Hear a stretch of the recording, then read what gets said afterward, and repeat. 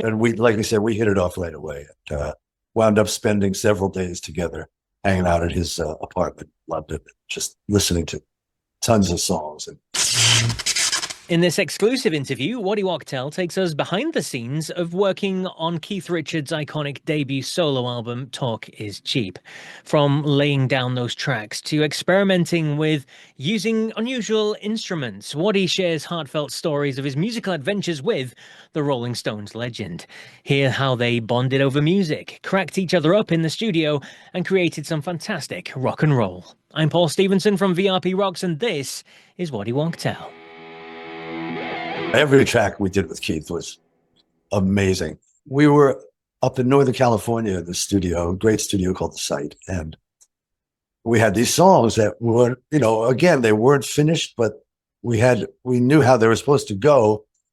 But it wound up just being Keith and Steve and I playing that track together. And that the other stuff got overdubbed. So that's why I wanted to talk about that one, because it was just, there was no song. Nobody was singing a guide vocal, but we kind of knew how it was supposed to go. And it was just drums and two guitars playing it. And it was just a real thrill, to have the trio just laying down this track. And it's beautiful.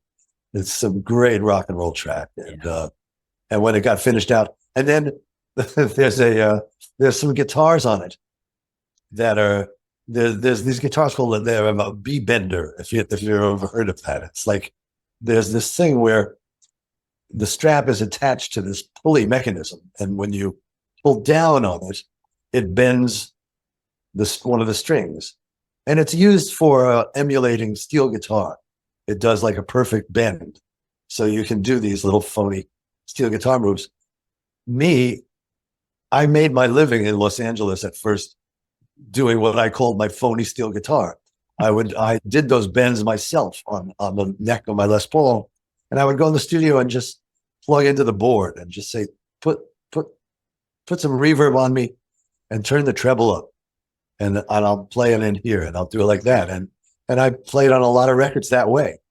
And so we got this B Bender guitar one day, and Keith and I he goes, come on, let's go play this thing, and okay.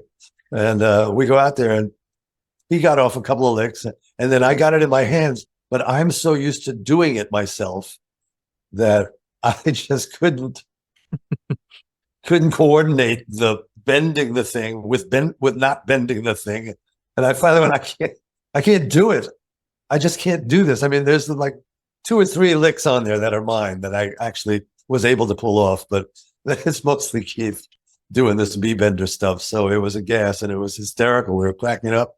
Plus, every time I'd try it, and I'd pull on the thing, but I'd also do the bend with my finger, and it was like negating the whole purpose of it.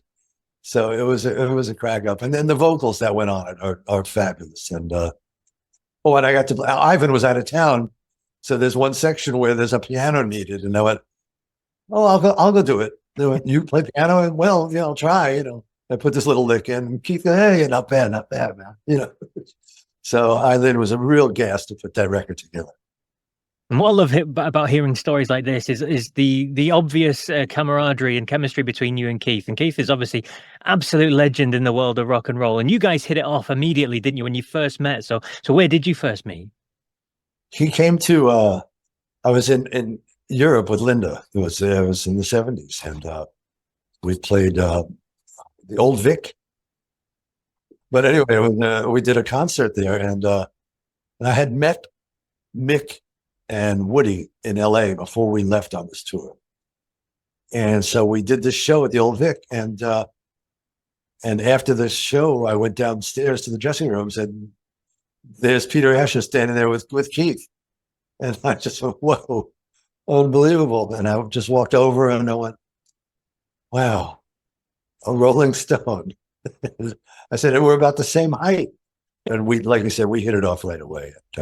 Wound up spending several days together, hanging out at his apartment. Loved it. Just listening to tons of songs and talking music and having a ball. We bonded very heavily, very easily. And it's been that way ever since. Very And, cool. and with Keith, it's easy to know where he's going to be playing, kind of what he's going to do on guitar. Most of the time, sometimes he'll completely throw you.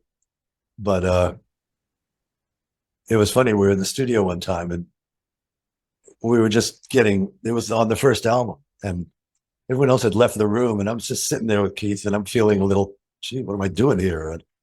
And he was like hitting the guitar and like turning the toggle switch back and forth. And I'm just sitting there watching. And I went, what are you doing? What are you doing? And he goes, yeah, I'm just trying to figure out which is my sound. Which is my sound. I said, oh, yeah, why don't you ask me? I said, I know what your sound is. I said, it's that one.